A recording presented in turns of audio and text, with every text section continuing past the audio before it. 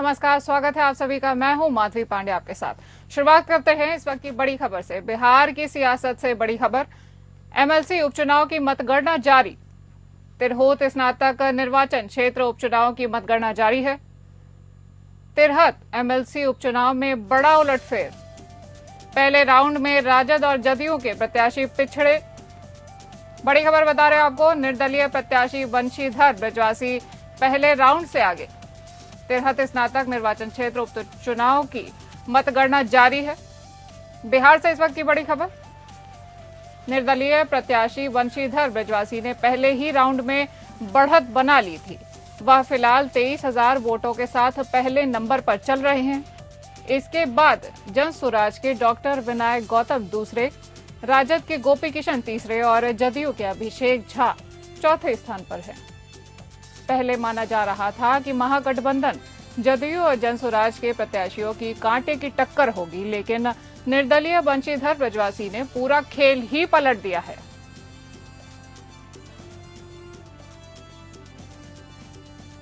इस वक्त की बड़ी खबर बता रहे हैं आपको। बिहार से एमएलसी उपचुनाव की मतगणना जारी है।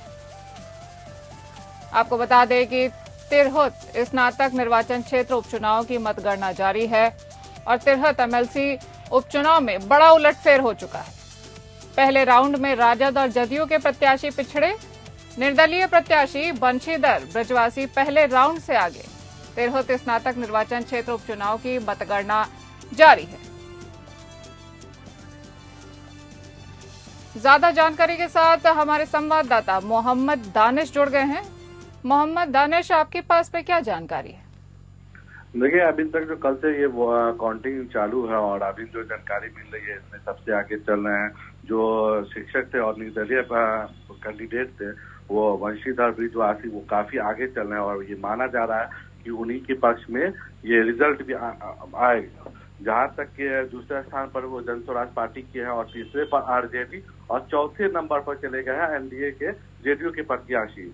जो बंशीधर ब्रजवासी हैं वो पहले टीचर थे और वो शिक्षक संघ के प्रदेश अध्यक्ष भी थे, मगर जिस समय में के पाठक को अपर मुख्य सचिव बनाया गया था उस समय में उनका टकराव हुआ था, जिसके बाद उनको निलंबित कर दिया गया था। उसके बाद उन्होंने टीचर के मुद्दे पर हमेशा वो बोलते रहे, हमेशा वो आगे बढ़ चढ़कर हमेशा उस टीचर के लिए वो खड़े रहे, जिसके बाद वो आज रिजल्ट भी साबित कर रहा है कि जो उनकी जो लड़ाई थी वो कहीं ना कहीं सफल हो गई और वो काफी आगे चल रहे हैं। उम्मीद है कि वही उनके पक्ष में ही रिजल्ट आ रहा है।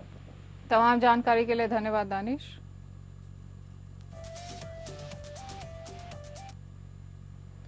बिहार के मुख्यमंत्री सह कुलाधिपति बिहार अभियंत्रण विश्वविद्यालय नीतीश कुमार ने सोमवार को बिहार अभियंत्रण विश्वविद्यालय के प्रथम दीक्षांत समारोह का दीप प्रज्वलित कर शुभारंभ किया। समारोह में मुख्यमंत्री ने इंजीनियरिंग परीक्षा में अव्वल आने वाले छात्र छात्राओं को डिग्री, मेडल और लैपटॉप प्रदान कर उन्हें सम्मानित किया। विज्ञान प्रौद्योगिकी एवं तकनीकी शिक्षा विभाग द्वारा तैयार की गई विभागीय उपलब्धियों पर आधारित लघु फिल्म मुख्यमंत्री के समक्ष प्रदर्शित की गई। मुख्यमंत्री ने बिहार अभियंत्रण विश्वविद्यालय के पुस्तक का विमोचन भी किया। मुख्यमंत्री सचिवालय स्थित संवाद में आयोजित दीक्षांत समारोह में विज्ञान प्रौद्योगिकी एवं तकनीकी शिक्षा विभाग की सचिव डॉक्टर प्रतिमा ने मुख्यमंत्री को पौधा और स्मृति चिन्ह भेंट कर उनका अभिनंदन किया। आपको बता दें कि कार्यक्रम के अंत में सम्मानित होने वाले छात्र छात्राओं ने मुख्यमंत्री के साथ सामूहिक तस्वीरें खिंचवाई और मुख्यमंत्री ने सम्मानित होने वाले छात्रों को बधाई एवं शुभकामनाएं देते हुए उनके उज्जवल भविष्य की कामना की। गौरतलब है कि बिहार सरकार के साथ निश्चय कार्यक्रम के तहत सभी जिलों में राजकीय अभियंत्रण महाविद्यालय की स्थापना कराई गई है। मुख्यमंत्री नीतीश कुमार की यह परिकल्पना थी कि राज्य में अलग से एक स्वतंत्र अभियंत्रण विश्वविद्यालय की स्थापना की जाए ताकि पाठन पठन का सत्र नियमित रूप से होने के साथ साथ तकनीकी शिक्षा की गुणवत्ता में भी सुधार किया जा सके। इसको ध्यान में रखते हुए मुख्यमंत्री नीतीश कुमार के नेतृत्व में बिहार अभियंत्रण विश्वविद्यालय की स्थापना की गई है।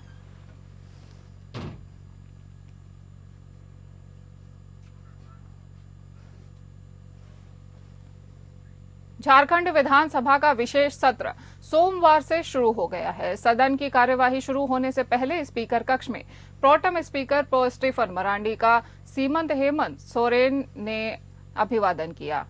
इसके बाद संसदीय कार्य मंत्री राधाकृष्ण किशोर ने प्रोटेम स्पीकर का अभिवादन किया। दिन के 11:15 में सदन की कार्यवाही शुरू हुई। सत्र के पहले दिन प्रोटेम स्पीकर स्टीफन मरांडी ने 80 नवनिर्वाचित विधायकों को शपथ दिलाई। सबसे पहले मंत्रियों को शपथ दिलाई गई। इसके बाद नवनिर्वाचित विधायकों ने शपथ ली। स्टीफन मरांडी मंगलवार को शपथ लेंगे। स्टीफन मरांडी ने सबसे पहले झारखंड के मुख्यमंत्री और बरहेट विधायक हेमंत सोरेन को शपथ दिलाई। इसके बाद 80 विधायकों ने झारखंड विधानसभा के सदस्य के रूप में शपथ ली। महिलाओं को सशक्त बनाने के लिए पीएम मोदी ने सोमवार को पानीपत से बीमा सुखी योजना की शुरुआत की। वहीं हरियाणा के सीएम नायब सैनी ने कहा कि प्रधानमंत्री ने पानीपत से बेटी बचाओ अभियान की शुरुआत की थी, जिससे लाखों बेटियों की जान बची और आज बीमा सखी योजना से लाखों महिलाओं को रोजगार मिलेगा और वे सशक्त होंगी। किसानों के मुद्दे पर सीएम ने कहा कि नरेंद्र मोदी की सरकार ने लगातार किसानों को मजबूत करने का काम किया है। पहली सरकार है जिसने किसान के लिए कई कदम उठाए। किसान सम्मान निधि और फसलों पर एमएसपी देने का काम सरकार ने किया है। सीएम नायब सैनी ने दीपक बाबरिया के बयान पर कहा कि उन्हें हार की जिम्मेवारी बहुत पहले ले ली चाहिए थी। वहीं केंद्रीय मंत्री मनोहर लाल ने कहा कि बीमा सखी योजना से लोगों में बीमा के बारे में जागरूकता भी आएगी। वहीं पंजाब किसानों के पंजाब से दिल्ली कूच को लेकर मनोहर लाल ने कहा कि किसानों को दिल्ली जाने से कोई नहीं रोक रहा, लेकिन जाने का एक तरीका होता है। किसानों को जो बात करनी है वो बैठकर की जा सकती है। इसके साथ ही उन्होंने कहा कि करनाल तक रैपिड मेट्रो का कार्य जल्द शुरू हो सकता है। इस दिशा में कार्य किया जा रहा है। केंद्रीय मंत्री मनोहर लाल ने कहा कि गीता की ख्याति लगातार विदेशों में फैल रही है। गीता के बढ़ते प्रभाव से देश और विदेश में कई स्थानों पर गीता महोत्सव शुरू करने की मांग हो रही है।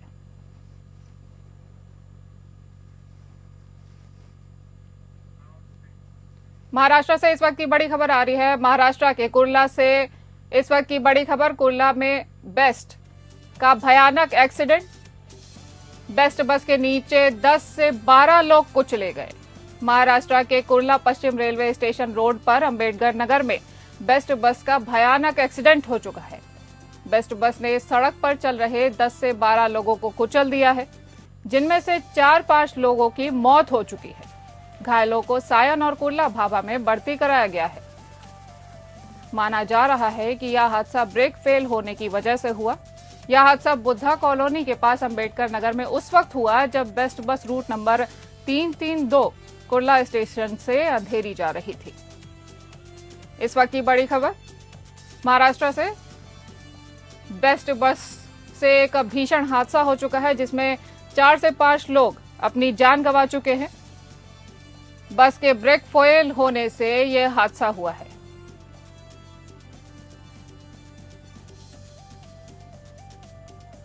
कई लोग घायल भी हैं इसमें, जिन्हें भाभा अस्पताल में भर्ती कराया गया है।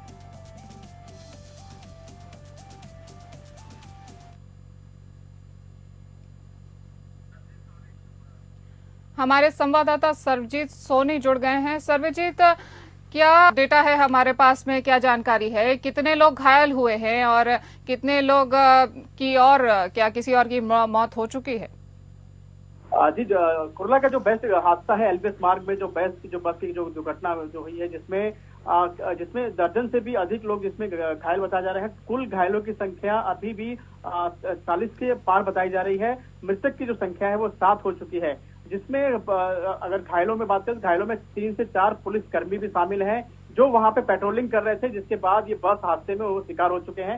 हालांकि सभी का अस्पताल में उपचार किया जा रहा है, लेकिन कईयों की हालत गंभीर बताई जा रही है, जिसमें सीसीटीवी भी सामने आया है किस तरह से बस अपना नियंत्रण खो दिया और वहां पे आसपास के जो लोग थे गाड़ियों को टक्कर मारते हुए और जो लोगों को कुचलता हुआ निकल गया। हालांकि पूरे मामले की जब जांच की गई है, पुलिस ने मामला भी दर्ज कर लिया गया है। पुलिस ने संजय मोरे और सिद्धांत मोरे, संजय मोरे जिस तरह से ये जो है चालक था, चालक बताया जा रहा है कि चालक 1 दिसंबर को कॉन्ट्रैक्ट बेस पे भर्ती किया गया था, उसे बस चलाने की एक्सपीरियंस नहीं थी, ऐसा बताया जा रहा है, क्योंकि छोटी गाड़ी वो चलाता था, ऐसा पुलिस का कहना है। हालांकि पूरे मामले की जांच की जा रही है। आरोपी को गिरफ्तार भी कर लिया गया है और इलेक्ट्रिक जो बस है वो अपने जो डेपो में वो वहां पे लिया गया है। पंचनामे का जो प्रोसेस है वो किया जा रहा है और जो पूरी तरह से जो मामले की जांच करने के आदेश भी दिए गए हैं। बेस्ट विभाग ने संजय मौर्य को भर्ती करने से पहले क्या जो रूल्स का फॉलो किया था कि नहीं, इस मामले की भी जांच की जा रही है। तो पूरे मामले को देखते हुए जिस तरह से 7 की अभी तक मौत हुई है और 40 से अधिक लोग घायल बताए जा रहे हैं। जी, तमाम जानकारी के लिए धन्यवाद सर्वजीत। इस वक्त की एक और बड़ी खबर आ रही है। इस बीच हमारे पास एक्टर धर्मेंद्र की बड़ी मुश्किलें। दिल्ली की कोर्ट ने एक्टर धर्मेंद्र को भेजा नोटिस। निवेश के नाम पर धोखाधड़ी का आरोप है। राजधानी दिल्ली की एक कोर्ट ने 89 साल के फिल्म अभिनेता धर्मेंद्र और 2 अन्य को नोटिस जारी किया है। इस वक्त की बड़ी खबर, एक्टर धर्मेंद्र की मुश्किलें बढ़ी हैं। कोर्ट की तरफ से नोटिस जारी किया गया है। धोखाधड़ी का मामला है। मामला गरम धर्म ढाबे से जुड़ी धोखाधड़ी से है। आपको बता दें कि दिल्ली के एक बिजनेसमैन की ओर से दायर शिकायत पर नोटिस जारी किया गया है। शिकायत में याचिकाकर्ता ने आरोप लगाया है कि गरम धर्म ढाबा की फ्रेंचाइजी में निवेश करने का लालच देकर धोखाधड़ी की गई है। इस वक्त की बड़ी खबर,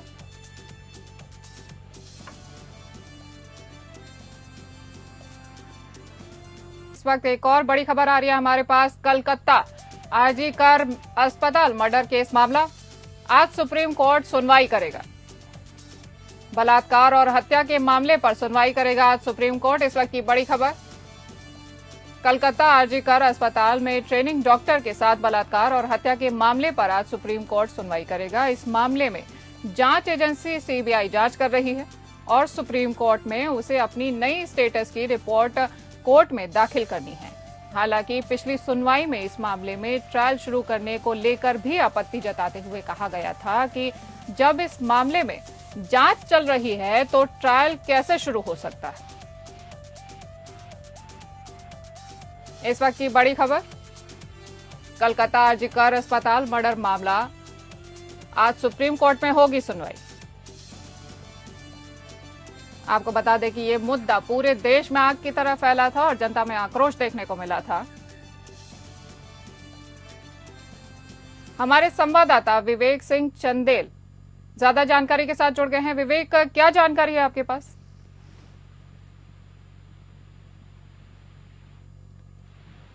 विवेक, आपको मेरी आवाज आ रही है?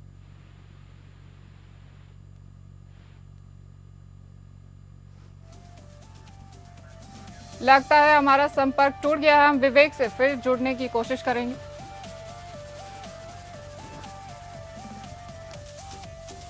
आपको बता दें कि आरजी कर मर्डर केस मामला पूरे देश में आग की तरह फैला था, जिसमें जगह जगह पर लोगों ने प्रोटेस्ट किया था और बढ़ चढ़कर भाग लिया था। सबने जस्टिस की मांग की थी। आज सुप्रीम कोर्ट में इसकी सुनवाई होगी। विवेक, आपको मेरी आवाज आ रही है? हाँ बिल्कुल, अपना सवाल जो है। विवेक, क्या जानकारी है आपके पास? दरअसल पिछली सुनवाई तक सुप्रीम कोर्ट में सीबीआई ने जो इस मामले में जांच है वो जांच से रिपोर्ट दाखिल।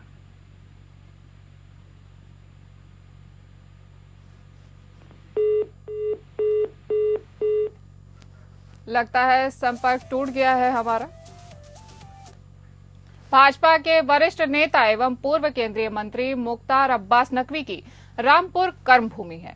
वह अपने 2 दिवसीय दौरे पर यहां पहुंचे हैं, जहां पर उन्होंने बांग्लादेश हिंसा, डीएनए जैसे मुद्दे पर विरोधियों पर निशाना साधा है। वहीं अपने वक्तव्य से सीएम योगी को क्लीन चिट तक दे डाली। पूर्व केंद्रीय मंत्री और भाजपा के वरिष्ठ नेता श्री मुख्तार अब्बास नकवी ने कहा कि सांप्रदायिक फसाड में सियासी मफाद तलाश रहे साजिशी सिंडिकेट के सांप्रदायिक संक्रमण से समाज को सावधान रहना होगा। नकवी ने कहा कि सांप्रदायिक उन्माद की आफत को सामाजिक सद्भाव की ताकत से परास्त कर मुल्क मानवता को महफूज और मजबूत करना वक्त की जरूरत व राष्ट्रीय कर्तव्य है। विभागीय समीक्षा करने यूपी के झांसी पहुंचे कैबिनेट मंत्री स्वतंत्र देव सिंह ने समाजवादी पार्टी पर जोरदार हमला बोला। उन्होंने कहा, जब से समाजवादी पार्टी की लोकसभा चुनाव में ज्यादा सीटें आई हैं, तब से सपा ने प्रदेश में दंगा कराना शुरू कर दिया है। वरना यहाँ हिंदू मुस्लिम मिलकर शांति से रह रहे थे। उन्होंने कहा, हम सद्भाव चाहते हैं, भेदभाव नहीं करते। हम मुस्लिम बस्ती में पक्के मकान बनवाए हैं हमने।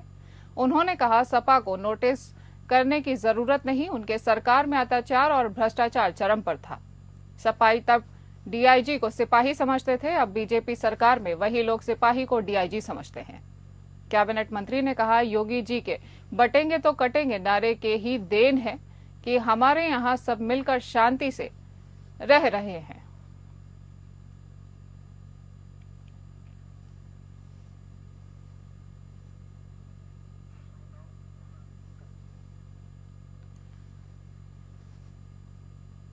आपको बता दें कि विभागीय समीक्षा करने यूपी के झांसी पहुंचे कैबिनेट मंत्री स्वतंत्र देव सिंह ने समाजवादी पार्टी पर जोरदार हमला बोला है।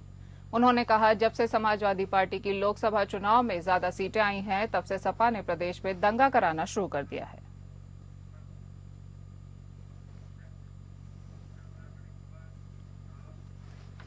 बड़ी खबर आ रही है हमारे पास उत्तराखंड से। देहरादून एयरपोर्ट को बम से उड़ाने की धमकी मिली है, खाली कराया गया टर्मिनल।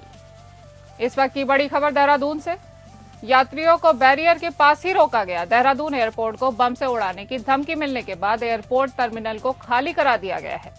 एयरपोर्ट टर्मिनल के अंदर जितने भी एयरपोर्ट कर्मी, एयरलाइंस कर्मचारी और हवाई पैसेंजर थे, उन सभी को बाहर कर दिया गया है और सुरक्षा एजेंसियों ने चारों तरफ से एयरपोर्ट टर्मिनल को घेर लिया है। इस वक्त की बड़ी खबर बता रहे हैं आपको उत्तराखंड से। देहरादून एयरपोर्ट को बम से उड़ाने की धमकी दी गई है, खाली कराया गया टर्मिनल, यात्रियों को बैरियर के पास ही रोका गया।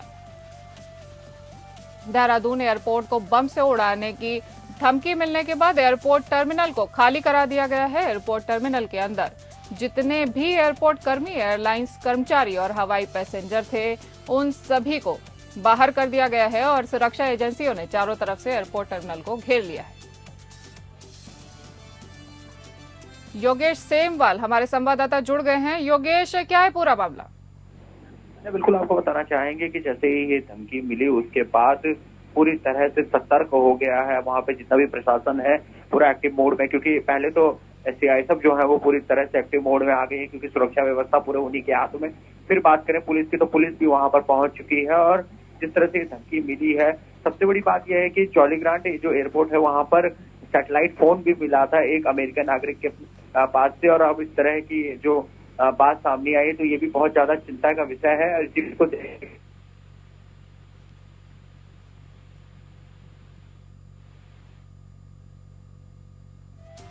लगता है हमारा संपर्क टूट गया है। आपको बता दें, इस वक्त की बड़ी खबर, देहरादून एयरपोर्ट पर बम की धमकी मिली है, एयरपोर्ट खाली करा दिया गया है, सुरक्षा एजेंसी अपने काम में जुटी हुई है।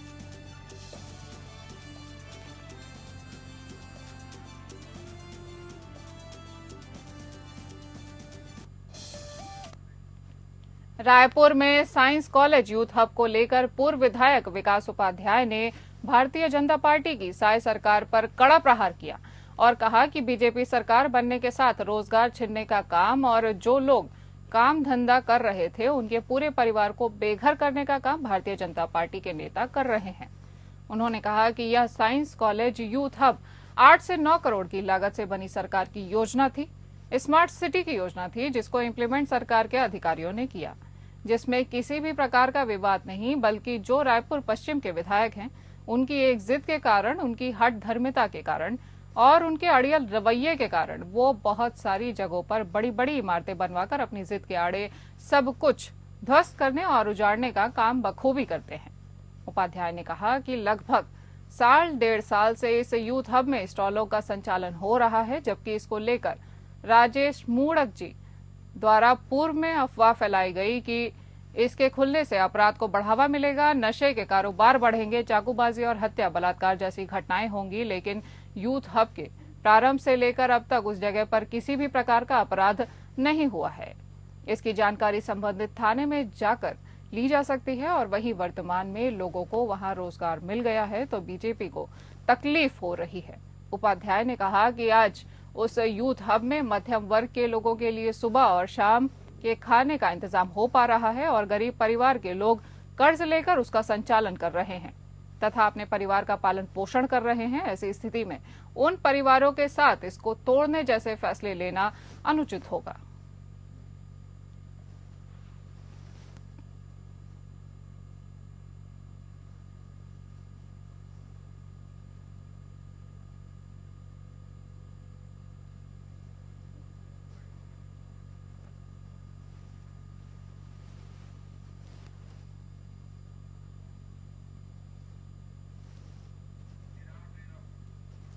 आपको बता दें कि रायपुर में साइंस कॉलेज यूथ हब को लेकर पूर्व विधायक विकास उपाध्याय ने भारतीय जनता पार्टी की साय सरकार पर कड़ा प्रहार किया और कहा कि बीजेपी सरकार बनने के साथ रोजगार छीनने का काम और जो लोग काम धंधा कर रहे थे उनके पूरे परिवार को बेघर करने का काम भारतीय जनता पार्टी के नेता कर रहे हैं। उन्होंने कहा कि यह साइंस कॉलेज यूथ हब 8 से 9 करोड़ की लागत से बनी सरकार की योजना थी, स्मार्ट सिटी की योजना थी, जिसको इम्प्लीमेंट सरकार के अधिकारियों ने किया, जिसमें किसी भी प्रकार का विवाद नहीं, बल्कि जो रायपुर पश्चिम के विधायक हैं उनकी एक जिद के कारण, उनकी हठ धर्मिता के कारण और उनके अड़ियल रवैये के कारण वो बहुत सारी जगहों पर बड़ी बड़ी इमारतें बनवाकर अपनी जिद के आड़े सब कुछ ध्वस्त करने और उजाड़ने का काम बखूबी करते हैं। उपाध्याय ने कहा कि लगभग 1.5 साल से इस यूथ हब में स्टॉलों का संचालन हो रहा है, जबकि इसको लेकर राजेश मूढ़त जी द्वारा पूर्व में अफवाह फैलाई गई कि इसके खुलने से अपराध को बढ़ावा मिलेगा, नशे के कारोबार बढ़ेंगे और हत्या बलात्कार जैसी घटनाएं होंगी। लेकिन यूथ हब के प्रारंभ से लेकर अब तक उस जगह पर ऐसा किसी भी प्रकार का कोई अपराध नहीं हुआ है। इसकी जानकारी संबंधित थाने में जाकर ली जा सकती है। और वहीं वर्तमान में लोगों को वहां रोजगार मिल गया है तो बीजेपी को तकलीफ हो रही है।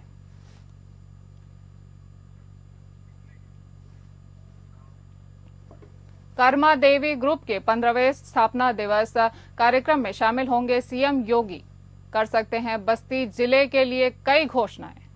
कर्मा देवी ग्रुप के डायरेक्टर ओम नारायण सिंह ने स्थापना दिवस पर सीएम के आगमन पर जताया आभार। सीएम के आगमन को लेकर जिला प्रशासन अलर्ट।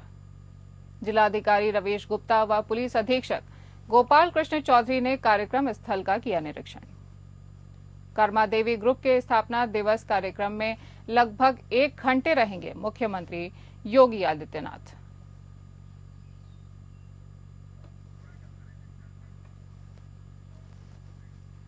इस बुलेटिन में इतना ही। नमस्कार।